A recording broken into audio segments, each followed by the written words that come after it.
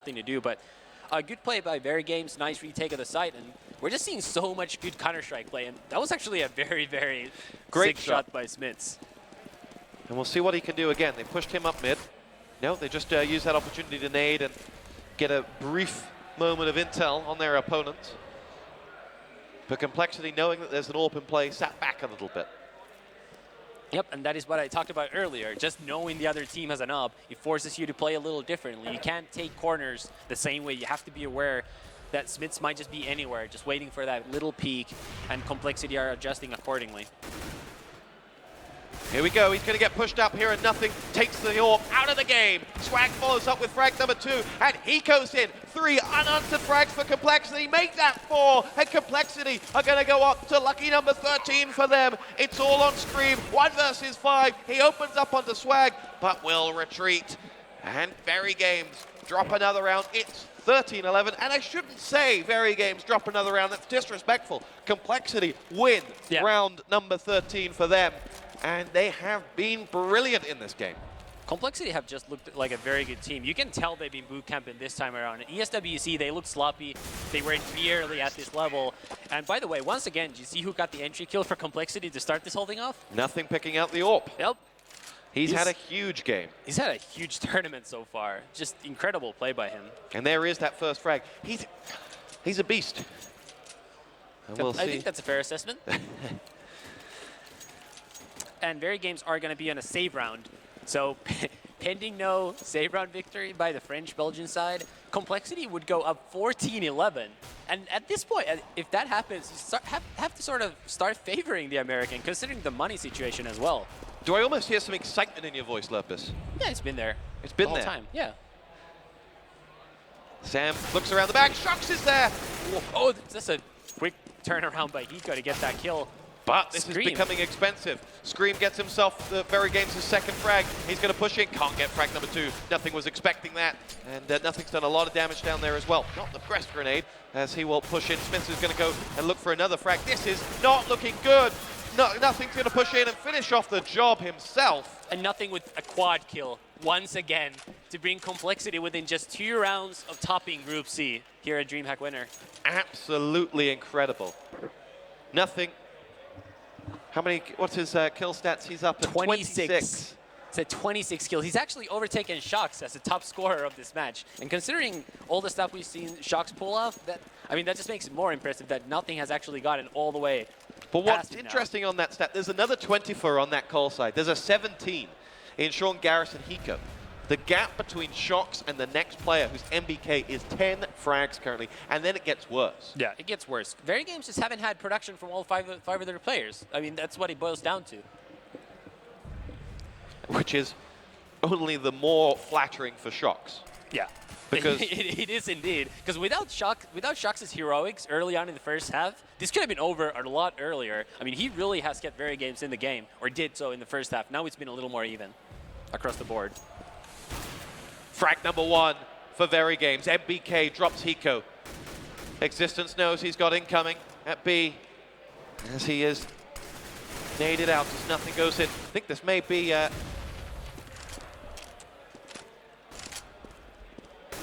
didn't decide that wasn't the right... They decided that wasn't the time to entry.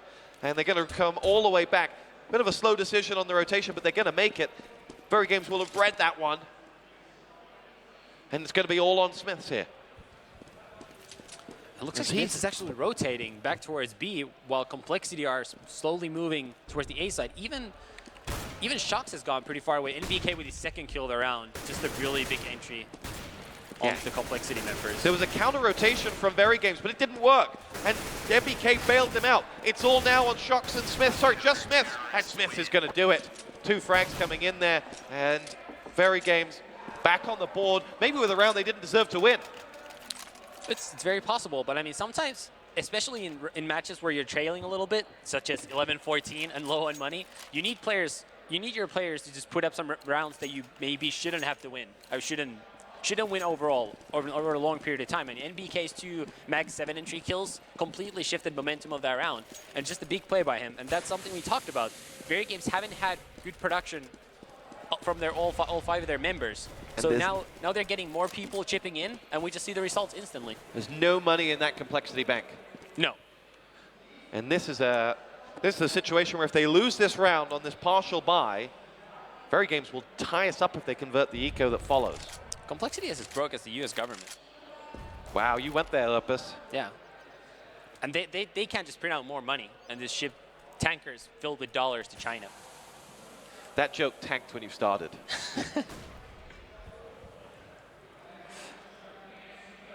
Complexity, lie and wait. VeryGames up. Know that this is the moment that defines champions. This is why these tournaments exist. Tough times call for drastic measures, and NBK in the last 2 rounds has opened up. Smith comes to play as well, and VeryGames have 3 frags to Complexity's now 2. Sem and Hiko both on the board. Smith only 16 points of health as well. Sem pushes in. Oh, beautiful! Smith's out for the count. Headshot from Sem does it, and that leaves a 2-on-2. But Hiko, 12 points of health. Bomb. And they don't know Shoxy is still hiding in the big pit, so this could really be a decisive factor in this There's round. his shot, waited for the bomb to get picked up and goes for it. That leaves Hiko and his AK 1-on-2. He's going to have to go for this, he knows that. And Existence comes in and drops him. 14-13, no money in the bank. Well, I think we're going to overtime. That could very well be the case. I mean, obviously, VeryGames are very likely going to tie this game up now at 14 apiece. The thing is, the round after that is going to be almost worth the win for VeryGames, because if COL loses that round, they're not going to have a whole lot of money for the last round either. Whereas VeryGames, actually, yeah, they'll have plenty of money if they don't lose multiple players in this round. They'll have plenty of money for their final round regardless. So VeryGames just clawing their way back in. They're just not willing to give up just yet. Place your bets now, boys and girls. Who's going to win this one? It's going to be VeryGames to push in. They do a bit of damage to some Complexity players, only nothing, and they've spotted them. MBK's counted them in, and he'll count them out here as he and Smith pick up 2 frags. Not much left for Complexity as they push in onto Smith's turf, and he gets 1, 2. Can't get the third. Hiko's going to get himself doesn't get himself that weapon either. Shox looks to be looking for Hiko's head there. Hiko's still hiding, and he's going to get taken out by NBK, who gets the 2nd kill of the round. And we're all tied at 14 apiece. 14-14. Going into the last 2 rounds of this match. Tie assuming game. no overtime. And assuming no overtime, we're in the last 2. VeryGames pulled it back from a 14-12, and the confidence must be flowing once more. They've got momentum at just the right time in this game. And we'll see whether they can follow it through to set up a match point. Sir Scoots looks worried. He hasn't seen moments like this since the Cold War. And it'll be VeryGames who push down. They spy a Complexity push up towards B, and that's where Complexity have had some success. To be fair, their cleanest entries have been in at A, and it'll be a frag for frag as Sean Garris, who's been very good, is out. Scream follows suit though, bomb collected by Sem.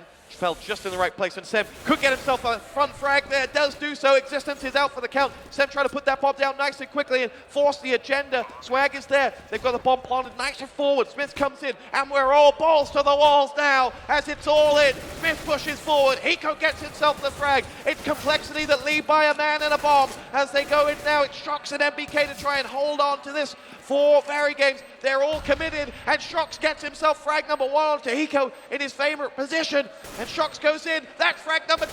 That's frag number 3. Can you believe it? Shox is on fire, and it's all or nothing to save the day. He gets himself the first, but he's got no health to play with. And Shox gets 4, but the bomb will blow. And Jordan Nothing has done a phenomenal job at the end there. We talk about individual plays. Shox had it all with those 4 frags, but Nothing at the death, just waited, and that 9 health point frag on the end was enough to save the day and buy the time needed to win the round.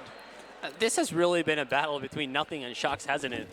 Just a lot of back and forth between the two great players. A nice move here by Nothing to not peek instantly. That probably is the difference between Shox getting that defuse or not. Just waiting that extra 1 second there.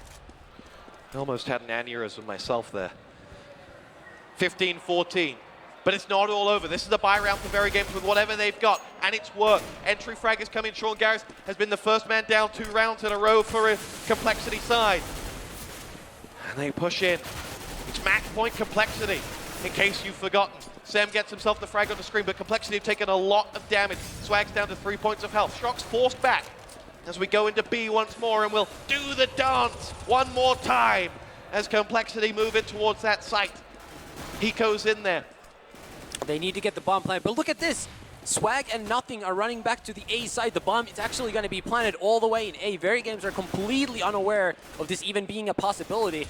If they take longer to get the bomb planted, they might figure it out, but this is looking very good for Complexity. Hiko gets out. This is phenomenal. And VeryGames don't actually know where the bomb's gone down. They're going to chase out the man in that site, and they've got no idea. Oh, Complexity, I take my hats off to you, sirs. Absolutely brilliant play from Complexity. A round of applause. The Americans have played so un-American. They have outsmarted the world's best team. And they are going to win. As they push in now, the bomb will blow, and MBK will go down with the shit. It's 16-14 to Complexity. And ladies and gentlemen, we have just witnessed the return to fame of Complexity in Counter-Strike. What a great game. What a great game. It just keeps getting better. We had a bit of a slow start yesterday. Towards the end, we saw LGB take a map off, and NIP was getting better and better, and now we get this in the morning. It's just a great day of Counter-Strike coming up. Absolutely incredible. Round of applause from the fans out the back as well. And Sir Scoots. And Sir Scoots. Scoots did much more than give a round of applause. Yeah. May well have popped a vein. But Lurpus, pick your highlight from that game. Just the individual battles of Shucks against Nothing. That's the highlight for me. Both of them did so much for their teams. Nothing got so many entry kills. Shucks was more of a finisher. He cleaned up a lot of close rounds, especially in the first half. That was just great play. And something I'm very impressed about is Complexity just not losing it once it started looking bad. Once VeryGames clawed their way back into a 14-14 score, it started looking like maybe the game was starting to slip away from the Americans. But they still stuck to their guns. They got a couple nice entries into the B side, and just that last round was just an icing on the cake. What a smart move to go back to the A side. What a smart move. They had 2 or 3 moments like that. 2 or 3 really clever plays that just gave them something. And you're right, they kept their heads. Calm heads under fire, very hard to do, and they had it. And they showed the experience that a player like Nothing has. So, great play from Complexity. We are just about ready to throw it back to the studio here and analyze this one. And guys, analyze this to death, because that was brilliant. Over to you guys.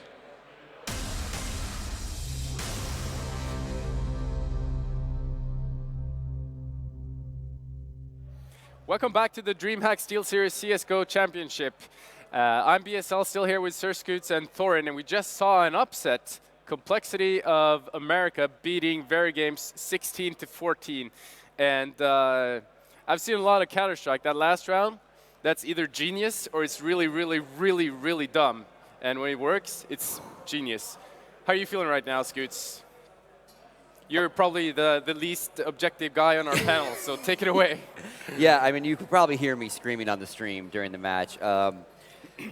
Again, a prediction that I'm very happy to have called the wrong way, absolutely. I mean, Jordan played out of his mind when it counted, right? That's Nothing. Yeah, great stuff from both teams. I mean, that was back and forth the entire match. Just really good stuff. Great to see Complexity move forward off of a VG win. I mean, that's huge for the organization and the team. Nothing but confidence for them. You were standing behind them throughout that match. How did they feel playing? What was the key element for them from where you were standing? Was the communication really on? Were they hitting their shots, or was just everything meshing really well? I think a combination of both. I mean, it was so back and forth that they never got far enough down on themselves to get in that kind of like, that rut where they stopped talking.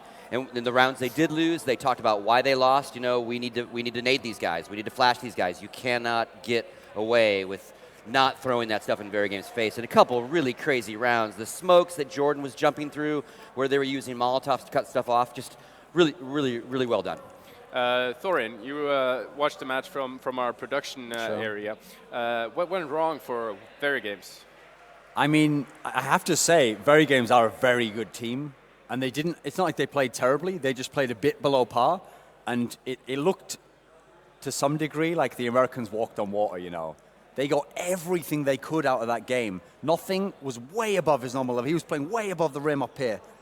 VeryGames, their big problem was the stars didn't come. Shox, I mean, listen, at this point, we should all start hailing Shox. This guy's incredible. This guy is going to be like the Forrest O'Neal of CSGO, you know, because he's making his name in CSGO. He was really good. Yeah. He did everything he could do. But where was Scream? Where was MBK? If they'd have come with their firepower, you know, they have more guns, they have a better arsenal than the Cole guys. Whole different game, you're right. But since they didn't turn up, it was just 1 star versus 1 star, and nothing was able to match him enough. They let the rest of his teammates beat out the guys from VeryGames who weren't playing very well. We saw 2 key mistakes there, and I think we'll have a clip of one of them soon.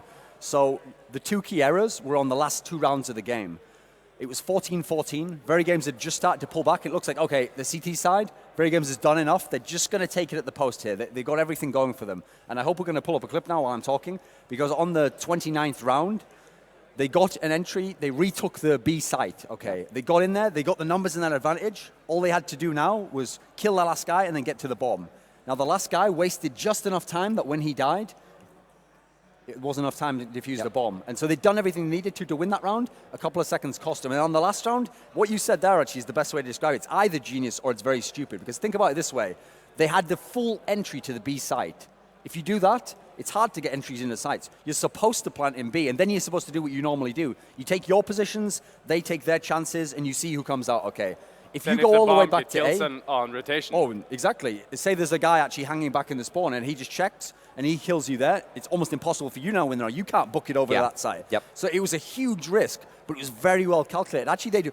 What would happen is both teams, what was making it so close was, in the later part of the game, they both started to read each other very well. The reason why VeryGames got back in the game, they had a round, I think it was the 27th round, where it was a very slow walk into A from the Complexity guys. And what happened was, when you looked on the minimap, VeryGames had 4 there the entire time. They were never anyone in B. They knew it was going to be, and that's why when they rushed in, they just killed them all immediately. So they were thinking, okay, now we've got a good bead on them. Well, then vice versa. The other guys knew, okay, well, once we do that entry into B, they're going to be slow. They're going to wait for everyone to come. They're going to wait to see if we push. We're going to pick them off. Both teams abusing the way the setup is for the other team. Yeah, we're going to keep talking about this match for a little while longer, but before that, we're going to go to the tournament floor for an interview with one of the players.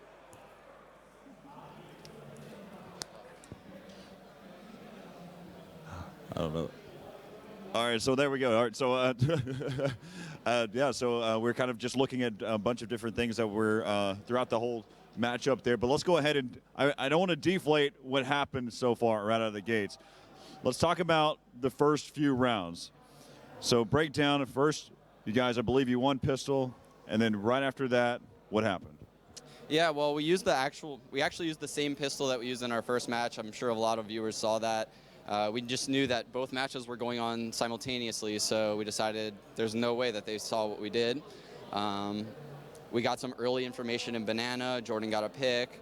And then from there, it just kind of snowballed. We were able to hold it off from there. The very next round, I mean, we always are so worried about that because Americans are just notorious right now for losing ecos at these international lands. The Europeans practice these P250 buys, Deagle buys more than anyone we've ever played in America. And honestly, people are constantly criticizing iBuyPower for losing them. We've lost them at ESWC and past ESEAs. It's not as easy as it looks, I promise you. Like, they're so fast and quick with their decisions. It ultimately came down to a 1v2 that round, and I kind of failed on him. So I'm glad I was able to step it up the next round and return the favor. But yeah, that's how it started. So one of the things that we had seen before, though, as well, we saw that Shoxy came out to play, and I looked at it. I believe he had 19 kills. I mean, how did that go into your perspective of what you were going to do going into the second half? It was unreal. We were looking at the scoreboard and we were adding up everyone's kills, and Shoxy was like had 3 times more kills than the other 4 guys combined, and it was brutal. It was pretty deflating because he would just enter sites, kill the first guy, hide somewhere, kill the retake. So really, he was just all over the place, dominating us. The other players, we didn't really notice the first half. They kind of came to play though for the second half. I felt like, yeah, he was an animal, that's for sure. So looking at it, going into the second half, this is where things got interesting. You were on the terrorist side. As we saw, one of the things was really fun to watch. You said that you had a strat. It was the Universal Soldier strat. That was by the book. Every single one of the flashes. Now, I have to ask this question. was that just based on countering a team like VeryGames? Because from what I look like, they could have peaked you at any time with all of you guys. Yeah, it's something that we've practiced a lot in the boot camp. I saw it in a demo. Maybe I saw it on a stream, actually, for a tournament that didn't have demos, so I knew not a lot of people knew about it. However, Universal Soldiers did it on VeryGames, and it actually destroyed NBK in the pit. He was actually on the balcony, I think, but he quickly adapted to it. So what I knew going into the match was it would probably work the first time, however, he would adapt going into it the next gun round. So we did it that first gun round. We tried to pull some fakes off of it the next gun round by going into the site instead of entering out the halls. Ultimately, that round didn't work. I think we didn't trade properly going into the site or something like that. So, yeah. You ended up actually, you did pick up that round because there was a smoke that was right there on the balcony, hopped directly into the pit. There was also a fire that was right there. So it was a solid round as we look at it. But let's talk about the last round, because that right there was something above and beyond. We saw there, you guys were rushing into the B-bomb site. You had the B-bomb site. Now, what made you come up with this type of idea? Okay, so going into the second last round, that's where it all started. I realized early in the half that the B players were ultimately saving their nades. They would play in the middle of the pool like that. I knew they would be there because that's really the only place you can get information while saving your nades.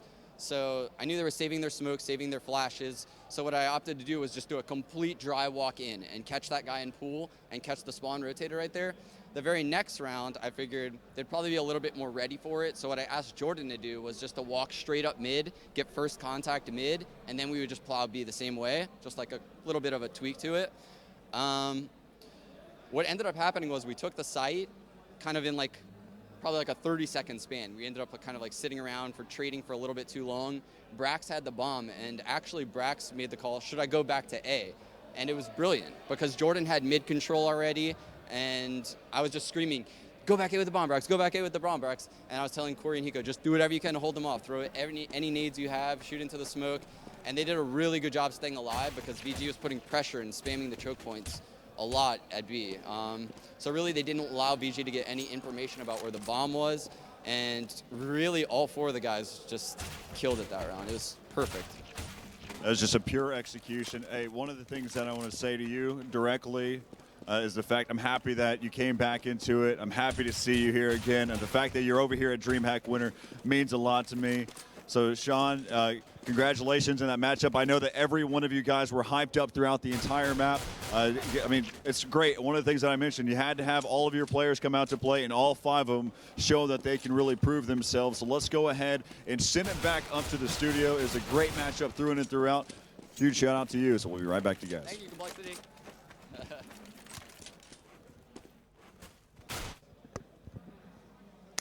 Now we're going to go to our big screen here to run through a highlight clip from that match. So we're actually going to show the round I was talking about here. 29th round. Here we go. Shoxy, look, there's 4 people. Now we're down to a 2-on-3. So there's this guy here. This is the key bit here. Because look, he gets this kill early, so you think, oh my goodness, 2v2, they're going to get it now. Now it's a 2v1. Look at the health of him, 8 health. Two people, full health. He's dead. He's only got 8 health, but he can't know this, okay? Nothing wastes just enough time. If he'd have gone out first there, he probably would have, well, the same thing would happen. He would have died, they would have got the kill. He would have just diffused it. He doesn't, and that ends up providing the scenario. Here's the key thing. The reason why that was the key round wasn't that VeryGames couldn't have won the last round. They can keep showing it. I won't talk about it anymore, though. Stop the clip, please. And so the reason that was key was because Complexity was on map point, they then can't lose the game okay. Yeah. So if they mess up that fake, and somehow VeryGames reads them, and either they kill the rotator or they just all go over, and then they've got a load of guys left over in this site that can't even help defend the bomb, then all that happens there is that it goes to OT. They're taking the risk. Listen, if they don't do that, though, we just win the game outright. And so that's why it was a clever... It's like in hockey, actually. If you're skating towards the goal, and there's only 2 seconds left, if you miss, you can't lose anyway. You go to OT if it was like 0-0 or whatever. But if you score, then you win the game. So it's called having the puck on your stick. Yeah, just to recap quickly here, after this round that we just saw on the clip, Complexity went to that same site, to the B site, with the score 15-14. They went there with 4 guys. They took the site, but the guy with the bomb, he went to the other side. And Scott, you had some points about that round, too. Yeah, and again, like Sean said, like they called it on the fly, you know, where should I go?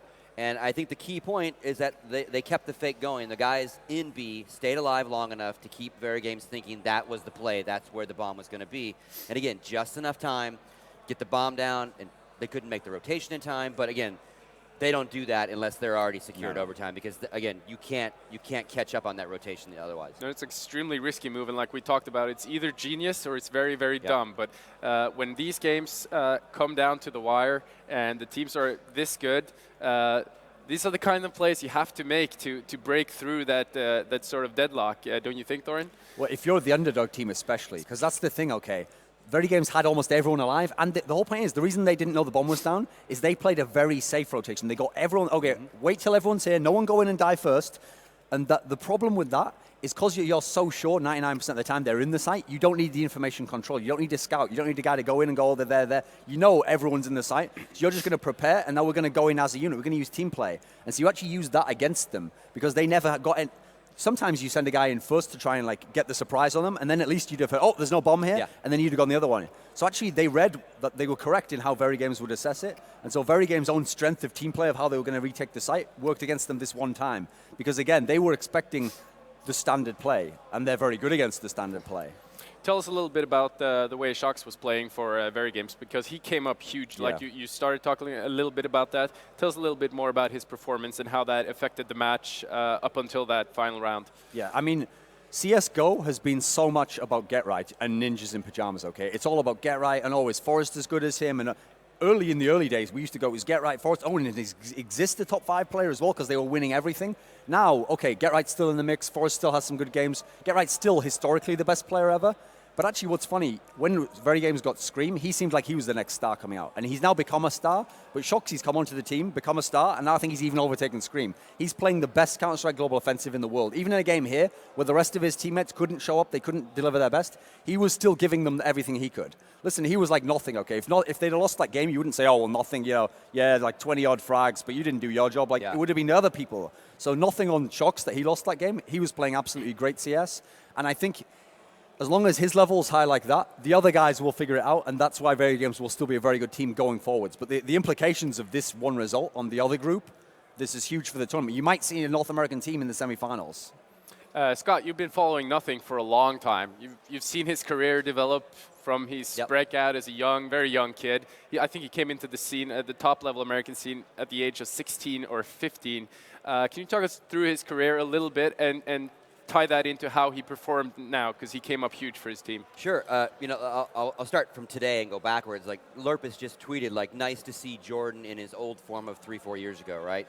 Again, he was a breakout kid, 15 years old. It was the next big thing, huh? Next big thing, you know, and like, when Jordan is getting crazy good, CGS kind of happens, and he's got nowhere to play, so he wanders around and ends up basically then being able to be EG and Alex Garfield's franchise player, and Alex literally built a team around him. And again, then CGS collapses, so Alex can grab other players, the frauds and all those guys, and bring it around. And again, he got to, at a very young age, he got to get over the nerves of LAN play and all the travel bullshit, all the crap that goes with having to do this game on the world stage. At a very early age, he got all those nerves, all that crap out of his system. So now he shows up a veteran at still a very young age. How did he handle being in that team with Fraud and all those established North American stars, the champions of ESWC in 1.6? How did he handle having to face up to that kind of star power at that young age? I think there was infighting at times, but there was also a great deal of mentoring camaraderie. Like, they all knew Jordan's raw talent, but they needed to kind of shape his play, you know, because again, his early play was he was going to go wherever he wanted to go. He's very undisciplined, but he was successful in that. So when you're successful, you keep doing it, right? And you get to this stage and you just can't go free balling. You've got to be locked down. So I think the older guys kind of added structure to his skill set.